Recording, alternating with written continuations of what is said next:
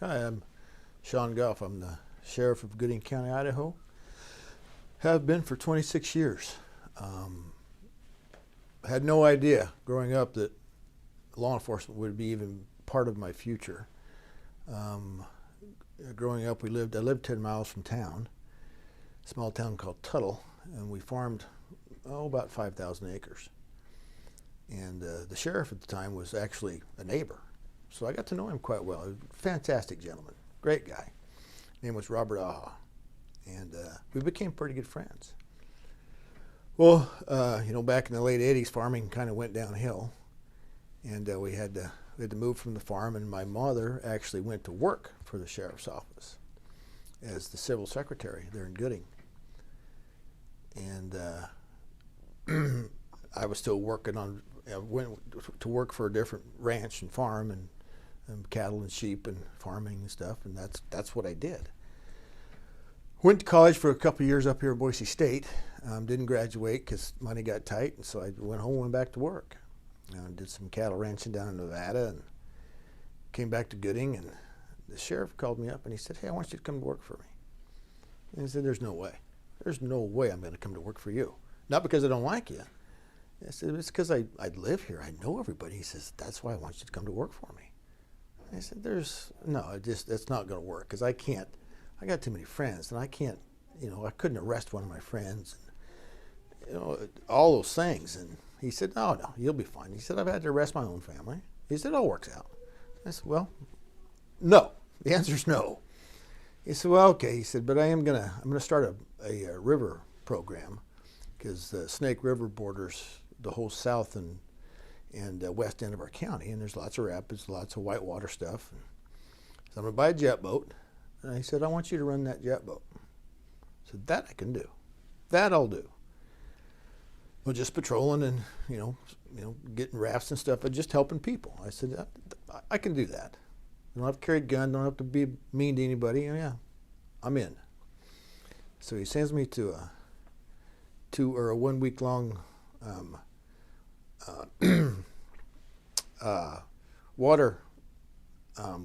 waterway school up in McCall, and the county pays for it. And I had to take time off, take vacation from my other job, and I get to the school and come home, and on the weekends I get this boat and go down. And there was an old Air Force colonel named Ted Ramoclis that lived on the river. He said, "I'm going to hook you up with Ted, old guy. He's going to show you how to run this river. He's going to show you how to navigate through all these rocks and stuff." Oh, he said, "This is great stuff, man." So here I am in a brand new jet boat, never been in one in my life. And I got old Ted with me, and we're going up through the rapids, and he's talking about the can opener over here, and there's another can opener over there. And I'm like, "Can opener?" He goes, "Rocks you hit, put a hole in the boat?" Oh, okay. Interesting. So I did that. And about 2 weeks into the summer, or maybe a month into the summer, we had a drowning down on the river. And down at the very end of the rapids, down by what they call the Bliss Bridge, a gentleman tried to swim the river, and he didn't make it. So Robert said, I need you to come help me look for this body." I said, "Okay." I talked to my people I was working for, the ranch there, and they said, "Yeah, we're pretty slow right now. Go ahead." So I spent a week down on the river looking for this body. And the more I did what I was doing, the more I thought, what, this is okay. I kind of like this. Well, before it was all over, I was filling out an application and decided to go to work for the sheriff's office. We found the body about 5 days later. And so let's see, July 1st, 1990, I went to work for the sheriff's office as a deputy. And it was scary. I was scared to death. Because my first day at work, you walk in, here's your uniform, here's your gun, here's your keys to your car. Don't get lost. Good luck. Oh, go serve these civil papers. That'll help you let you know your way around the county. It'll get you familiar with where you're at. And I'm looking at these county grids going, make no sense to me.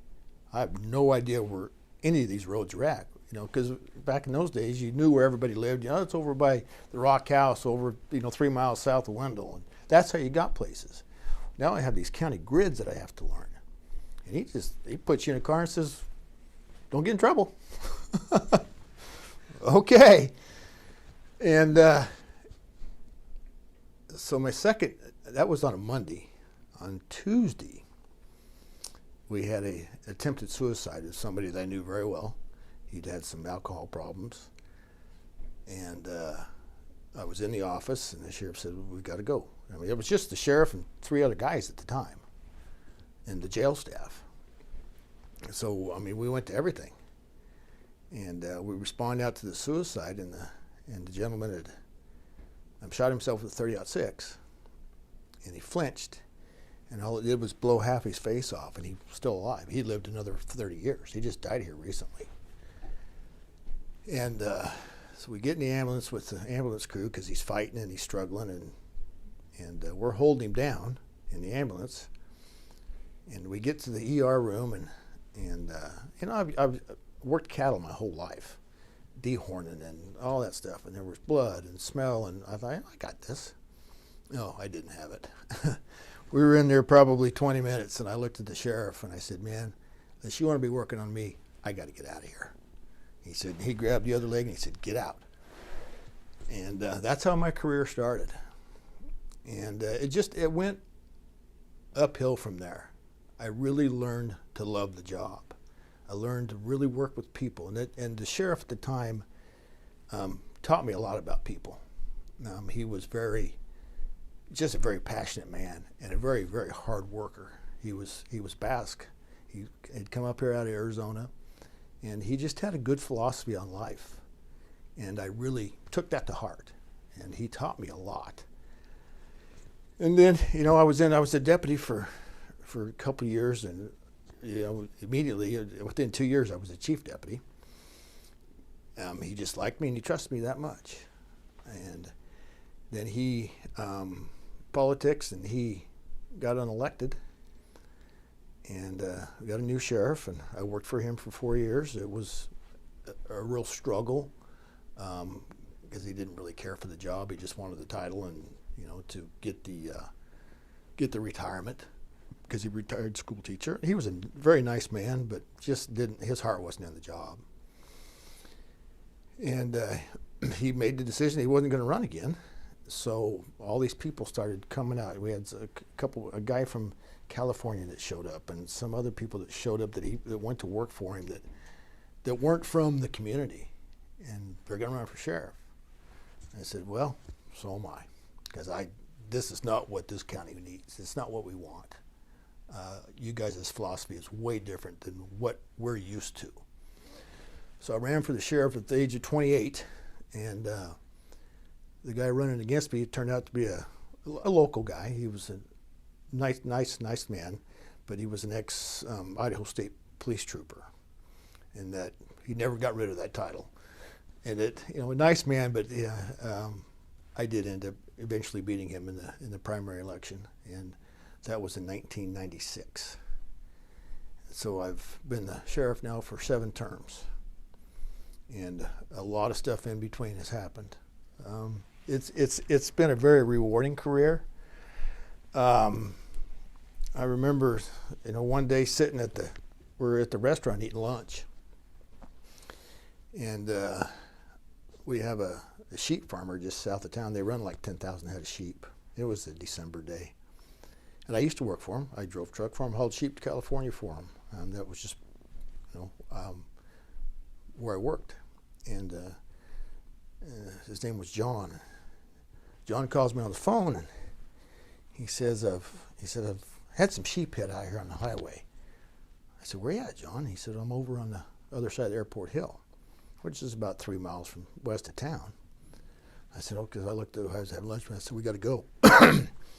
So I get in my car, and I head toward the accident, and I topped the hill, and what was going on is every December they would trail the sheep down the road like a band of 1,000 sheep and take them to the feedlot, and then put them on trucks and ship them to California. Well, they were in the process of bringing this band of sheep down the road, and a farmer from a different county had a semi with double trailers on it full of corn that had no business driving a semi, and he plowed into this whole herd of sheep. And I get there, and I just sat in my pickup and go, what am I supposed to do with this? Because there was literally hundreds of dead sheep on the road. And I saw John standing there just shaking his head, and I got out, and he was getting the gun I was picking up, and I said, John, let me do this. Let me take care of this. And I was probably 45 minutes walking around killing sheep that were wounded. And I think the funniest part of the whole thing was, getting ISP and everybody there to work the crash. And I called the transportation department, and I said, I need you to send me a snowplow, and it needs to have a wing on it. And they said, well, Sheriff, it's not snowing.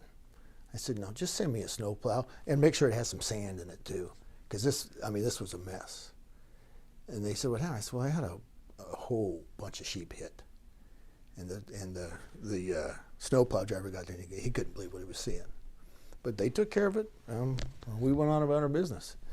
That's just, that's one of many stories of living in a rural community that we deal with on not on a daily basis, but that's just a taste of what happens in a small community. Yeah. Shaun, when you started, what was the population of the area that you covered, and what is it now? Yeah, Gooding County is about 760 square miles. Half of that is BLM, which is all rangeland, and we just don't have any problems out there much. We get, people just get lost once in a while, but with cell phones now, we don't even have that because they can call and we can get right to them. But it was about 10,000 people, and right around 10,000, I believe, and now it's up to about 16,000 at today's date. It's still highly agriculture, but it used to be a lot of potatoes and hay, and now it's all most of it is now hay and silage corn, because our county is inundated with water. We have a fantastic aquifer, and a lot of the dairies in California sold out because they ran out of water.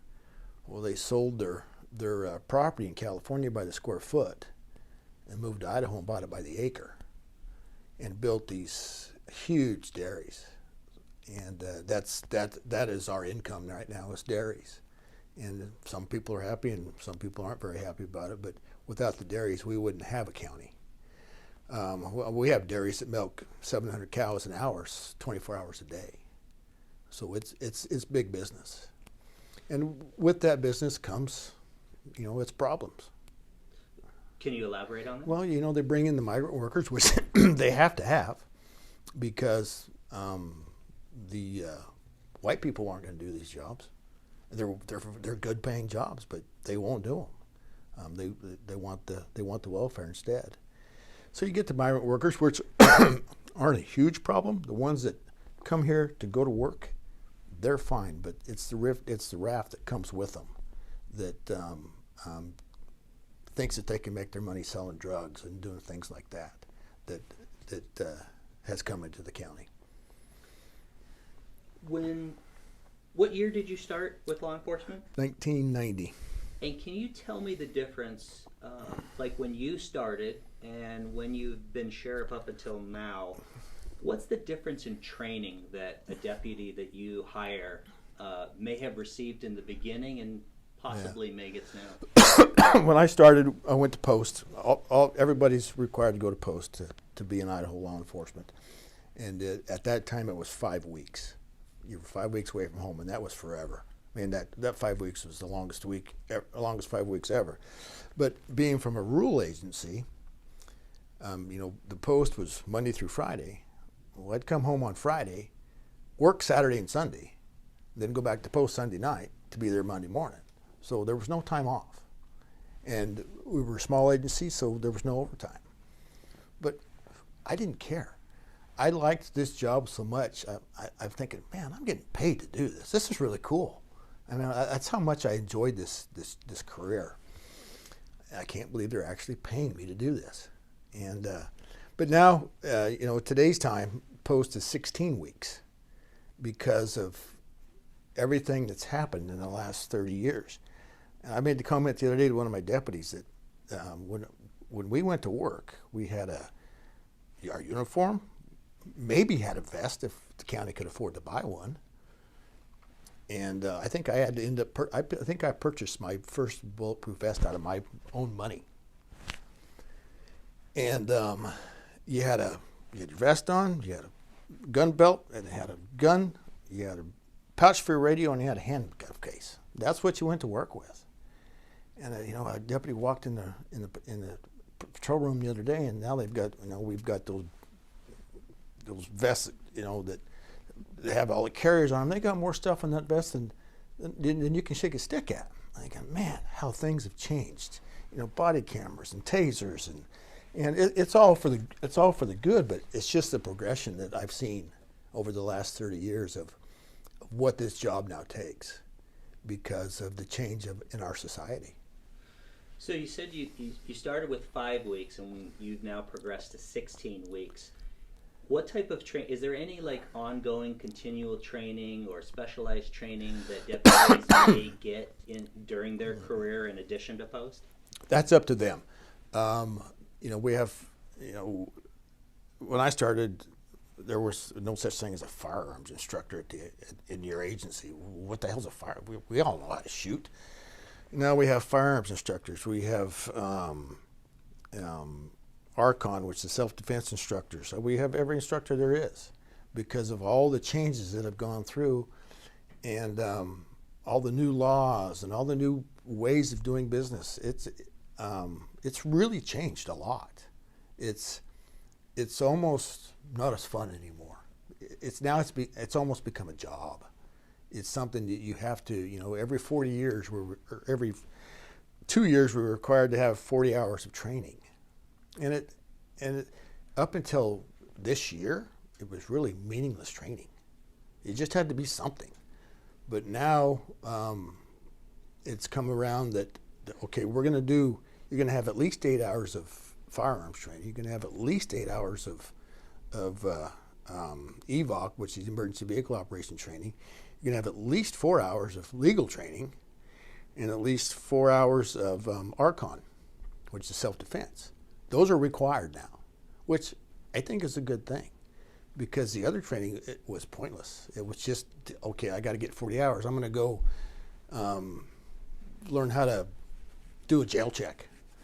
And that counted as training. So at least now we've got some real teeth into the training.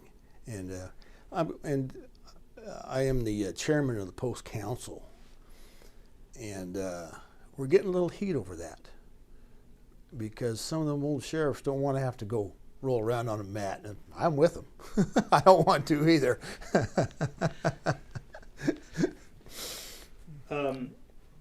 Do you think though, I mean, notwithstanding rolling around on the mat and stuff, do you think that training has made your agency in particular more professional?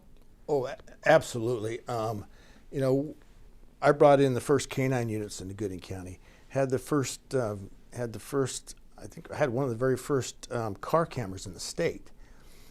And I got it through Gooding County. I thought, you know, I'd like to have a car camera. And so I went to the local JCs. They bought the car camera. And I was a deputy at the time, and I was a member of the JCs. I said, hey, there's this new thing out. And the JCs bought I had the only video camera, car camera in Gooding County that was bought by the JCs, which was pretty cool. And I used to have, and I saved a lot of those videos, but I don't know where the tape went. It was just a different time back then. Back when I was a deputy, before I became sheriff, it was, you know, it was a rural community. You had your DUIs and you had your bar fights and it was all fun. It was all good stuff. And you know, I had a whole line of videos of that stuff. It was very entertaining to watch. And But now it's all serious stuff. Like I say, I think that the job, the profession has really changed. And, you know, the guys that we hire, they're all in. And maybe I'm just getting old and burned out, I don't know. But, you know, they're in it. They love doing the job. I've got deputies that really love the job. And I like that, because you got to love your job. If you don't like your job, you're not going to treat people correctly. And as long as they love their job, they're treating the people good, and that's what makes me happy. Is I don't, you know, people, the public think people belong in jail. Yeah, there's people that belong in jail, absolutely. But at the end of the day, they're still human beings. And you're going to treat them like that. I don't care who they are. You're still going to treat them like a human being. That's my philosophy, and it will always be my philosophy. They're still human beings. We don't treat people poorly. Because they made bad decisions doesn't mean we have to. It's not our job. It's our job to make sure they stay alive. Have you noticed any change in society from when you first started, where you said in the beginning, you know, it was fun and there was small things like DUIs, and it's become a little bit more serious. Yeah. Is that the crimes, or is that, what do you think that's as a result of? Yeah, I mean, I was in law enforcement. I've been in law enforcement for 32 years. And for 27-ish of those years, never fired a shot. Within the last 3 or 5 years, we've been in 3 shootings in Gooding County. And that's not heard of. But that's what's changed. It's not local people. It's people coming through. You know, we have an interstate, and it draws people from other states that are undesirable, and they cause problems. And you know, 2 of the shootings we were involved in actually were car chases that started in a different county. One started in Elmore County and ended in Bliss with us shooting the gal who was driving the car because she shot her. We get them stopped, and they were from Colorado, I think, and they'd been on a crime spree clear across the western United States, robbed a bank in Las Vegas and broke into police cars and had police IDs and probation IDs and got caught. They were, let's see, I think they came up here to Boise and were it was kind of a Bonnie and Clyde story.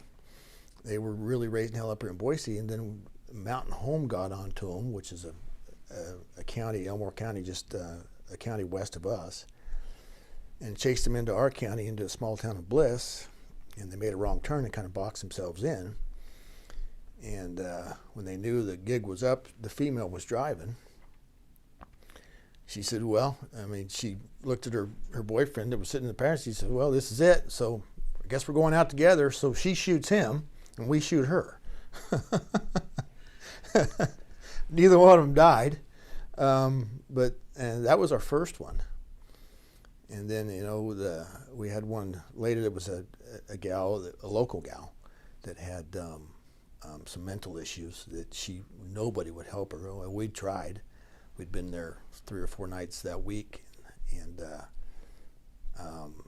she got in a fight with her husband and grabbed a gun and broke a rifle over a telephone pole, then started walking down the road with another rifle. And, you know, we got there and stopped her, and there was no talking to her. Her mental state was she just wasn't rational at all. And we did everything we could, and I actually had a that's another change we'll talk about, is I had one less lethal shotgun in the county, and it was clear it was 24 miles away down in the sergeant's car. And I had called him and I said, you've got to get up here with that rifle, with that shotgun. And if we'd have had that, she'd still be alive today. But he couldn't get there quick enough, and I wasn't. You know, I'd walked away to call him, and I heard the shout, and then I heard the shots, and you know, she pointed the gun at the officers, and they didn't have a choice. You know, it turns out at the end of the day, her gun wasn't even loaded, but we didn't know that. You don't know those things. And then, you know, here, it's been been 2 years ago. Ada County deputy up here in Boise went to stop a guy in a car out of California plates, and when he passed the guy, he knew things were going to go bad. When he flipped around on him, the guy took off, and they got out on the interstate headed eastbound, and at that time there was a bunch of road construction going on. And so the deputy was asked to terminate the pursuit because of the road construction. Probably a good call. But he had the plate number off the car, and he didn't quit. He quit the chase, but he didn't quit looking. So he went out to a truck stop about 5 or 6 miles east of town here to look for the guy, see if maybe he pulled in there. And he didn't find him, so he's able to stop his car, and he runs the plate and starts calling California, saying, hey, you know this guy. They're like, oh yeah, we know this guy. He's kidnapped two girls. Did you see the girls? No, I haven't seen them. The girls weren't with him. He'd kidnapped a gal out of California and a gal out of Nevada. And this deputy kept going down the line, and he finally talked to a county in Nevada, and they said, yeah, this guy's bad. He said, if you find him, this isn't going to end well. And sure enough, Mountain Home, Elmore County, finds him. And the chase starts. Well, they're headed to our county, so my whole crew, ISP, everybody's coming. We get on him behind Bliss. They're at Bliss. And the chief deputy and I were going to try and block the freeway to get him shut down. Well, we didn't, in the heat of the moment, we didn't really realize where we were at. Where we were going to shut the freeway down, there was a crossover, an old construction crossover, where he could just shoot right across, get to the other side of the freeway. And that's exactly what he did. And we went, 15 miles one way and 6 miles the other way, going the wrong way on the interstate in this pursuit for 21 miles. It went the wrong way. We weren't going the wrong way. He was going the wrong way.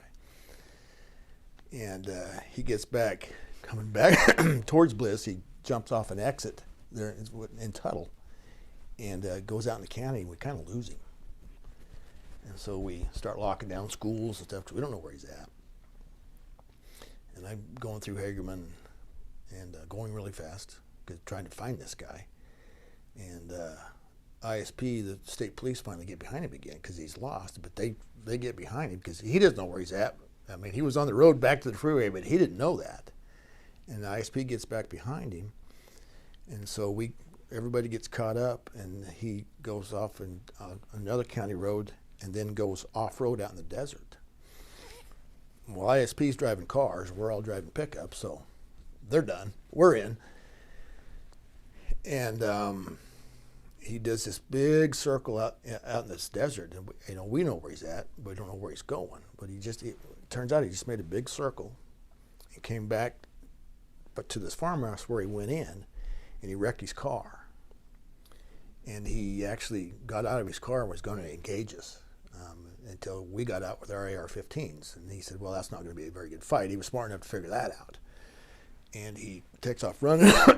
And about that time, the farmer pulls into the farm hand pulls into the farm, and he's wondering what the hell's going on. Well, this guy takes his pickup at gunpoint, and along with his dog, and steals the pickup and then takes off through a field headed back towards the interstate, and goes through a fence. And there was an old railroad bed. There used to be an old railroad track there, so now it's just the hump, the railroad bed. And my sergeant and my chief deputy are right behind him, and he gets on that railroad bed and gets stuck, gets high-centered. So they get out to do their job, engage him, and he gets that pickup and stuck and tries to run him over. And he's headed back for the interstate. I said, guys, we're done. This stops now. They understood what that meant. And so they engaged, and the pickup actually went through the fence, or over the interstate, went across all 4 lanes of the interstate. through the fence on the other side and into a dairy and smashed into the dumpster. We didn't know what the hell was going on. Well, it turned out they'd hit him, and he was dead the whole time he was crossing the interstate. So, that was a very lucky day because we had several, maybe 100 miles of chase, and nobody got hurt but the bad guy. That's a victory. That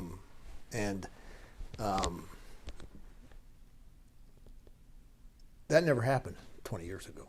We didn't have any of that kind of stuff. So that's how it's changed. What year how old were you when you started, Shaun? I was 23. So, let's see, it started in 1990. That was 23. So from the time that you were 23 until now, can you reflect on how your time in law enforcement has either affected your family life or how it's affected your views on people and society in general? There is no doubt that this job has an impact on your family. I'd be a liar if I said it didn't, because it does. You go home with a lot of bad things. I got married. I got married the same year that I got elected sheriff. Had 3 kids through that marriage, so just for instance, my son's 3rd birthday was. I lived there in Gooding in town, and it was his 3rd birthday, and we planned this big party for him. We had the cotton candy machine coming. We had it was about to happen, and I had to leave. There was a shooting up in a small county called Camas County. A deputy got shot up there, and it was a deputy got shot, and the guy committed suicide. And of course, being the close county and some people, I was the first person that sheriff called to come help. I said, I got to go. I was gone the whole day. I didn't get home until dark that night. And that kind of stuff, I think, took its toll eventually. Because I remember that because of what was going on at the time, but there's lots of other stuff that I miss too. Because when you're in a small county, rural, you got to go, because you're one of the few that can go. And so it does affect your family life. How about your thoughts on how it affects how you view society and other people? I had a high school student call me the other day because she was kind of doing her senior paper on law enforcement. She says, "What's the best part about the job?" I said, "Working with the people. I mean, it's just working with the people is a great experience." She says, "What's the worst part about the job?" And I said, "Working with the people." Because you have a good day, and everything goes great on Monday, and Tuesday could just be terrible. And that's all created by people. I've made the comment several times. It's like we're living in at times like we're living in a war. It never ceases to amaze me what one human being will do to another human being. It's just, you go, why? How do you get to that point? We're civilized here. Even in the small communities, we have those people. And I wish I could answer that question, because I could probably retire from this job and make a lot of money writing books, but it just amazes me what people will do to another person. Do you think it has soured your views on society? Or, you mentioned earlier how you have a very treat everybody as human. Have you always maintained that throughout your... Yeah. Okay. That's, like I said, at the end of the day, people are still human beings. Do I treat them correctly? Yes. Do I go home and hit the wall? Absolutely. Go, what? But in this job, you got to keep your composure. And there's been probably a couple times I haven't kept my composure, but it was well deserved, because you can only take the mind, the human body can only take so much, And being a small town law enforcement, you see it all. Maybe not on the numbers that the bigger agencies see, but I'll bet if you took me or one of my deputies, they've seen just as much because we're always there. We're the ones that are always there. We don't have now we have shifts, but still, if something bad goes on, we're all there because everybody gets called out because we're still a small agency. So they're all involved. How big is your department now? Now I have 16 patrol and detectives and 13 detention people. And how did that change from when you first started? There was 5 of us on patrol, and I think 8 or 9 in the jail. And so now, do you have specialized detectives or groups that work on specific things? When I first started, they're detective. Yeah, you're the detective. I mean, you took the report, worked the crime, and that's just how it went. Because we didn't have detectives. Everybody was a detective, plus your patrol responsibilities. And we never really had detectives until I took over as sheriff.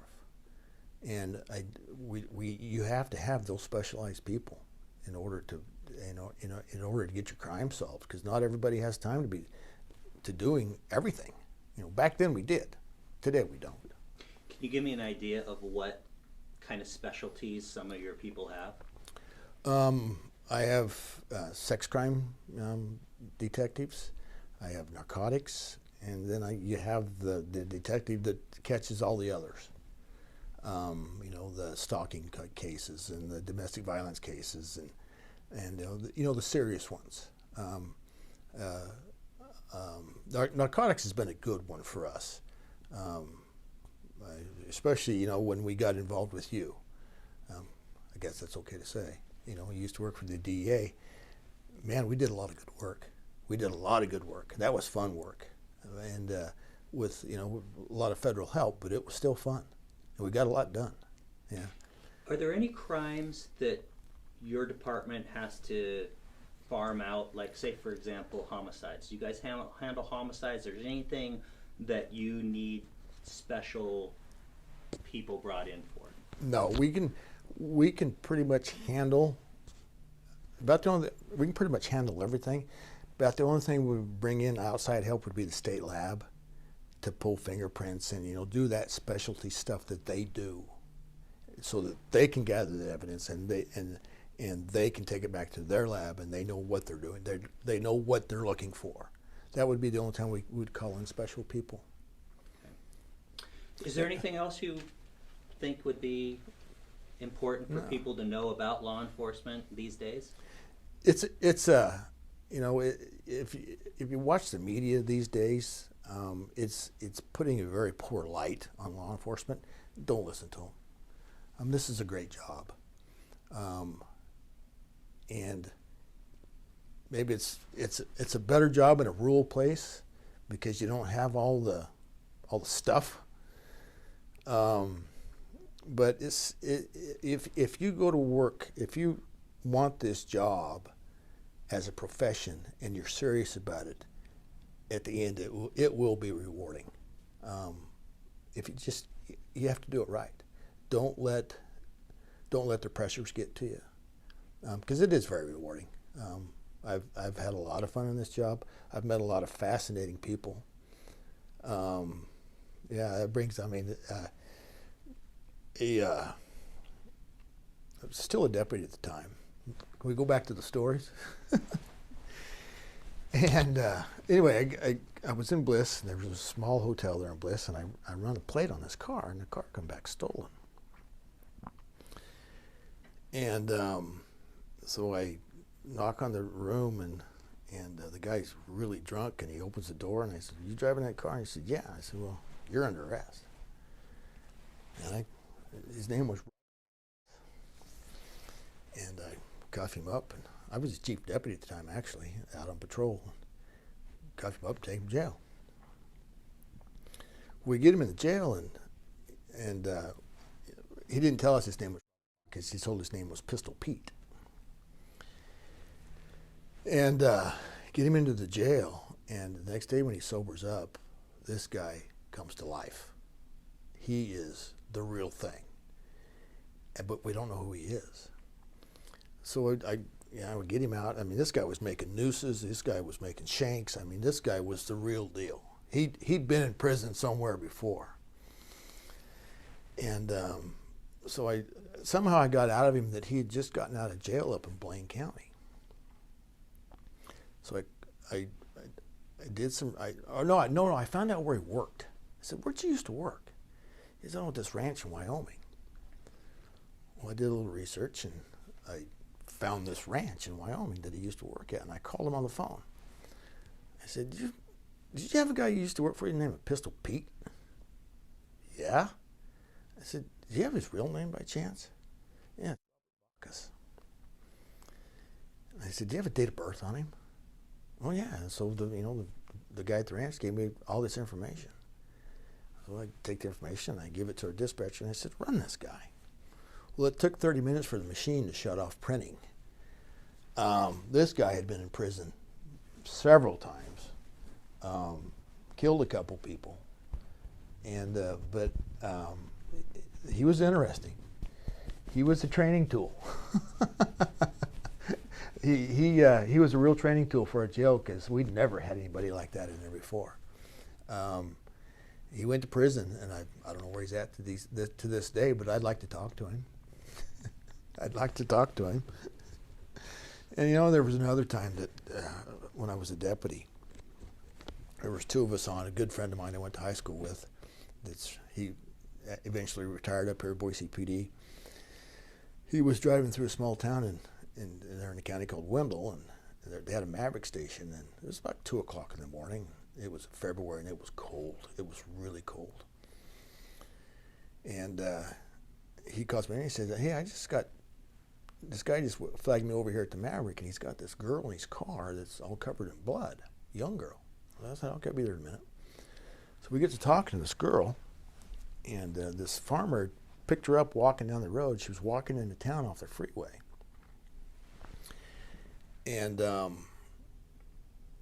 had her in the car, and we were standing there trying to talk to her, and she couldn't hear us. She was having a hard time hearing us, but she had all these blood speckles all over her. We were finally able to get out of her that she was with her uncle headed to Boise to blow up his ex-girlfriend's new boyfriend. "Okay, where's he at?" She says, he's down on the freeway somewhere." I said, "All right, we'll go try and find him." She said, "Well, I got to tell you," he said, he did tell me that if we got pulled over by the police, that I was supposed to hand him the gun in the jockey box, and he would let me out before he shot the cops." "Well, thanks for telling us that." And like I say, it's 2 o'clock in the morning, and it is below zero. And so the other deputy and I, we split up. Well, he goes to one exit, and I go to the other, so we can come into the car like this. Well, I get to the freeway, and sure enough, there's this car sitting on the side of the freeway on the off ramp. You can see it under the freeway lights. I'm just sitting there, but I looked hard enough, and up on the bank, away from the car, there was a guy sitting on the bank over there, just sitting there. So we approach. I keep his car between he and I, and we start yelling at the guy to get his hands up. And he's just sitting there, just sitting, not doing anything. So I finally I approach his car. His car is between he and I for my cover. And I get up to the car, and it's like, the windows are all smoked up, and I didn't know what's going on here. So I finally so then I yell at the guy, and he lays back on his back, and he sticks his right hand in his coat. So I'm yelling, I said, I think he's got the gun. So we keep yelling at him and yelling at him and yelling at him, and finally he raises his left arm, and it's gone. There's nothing there. And I get to look, and I yelled at him. I said, "He doesn't have a left arm. Well, get his right arm." And pretty quick, he raises his right arm.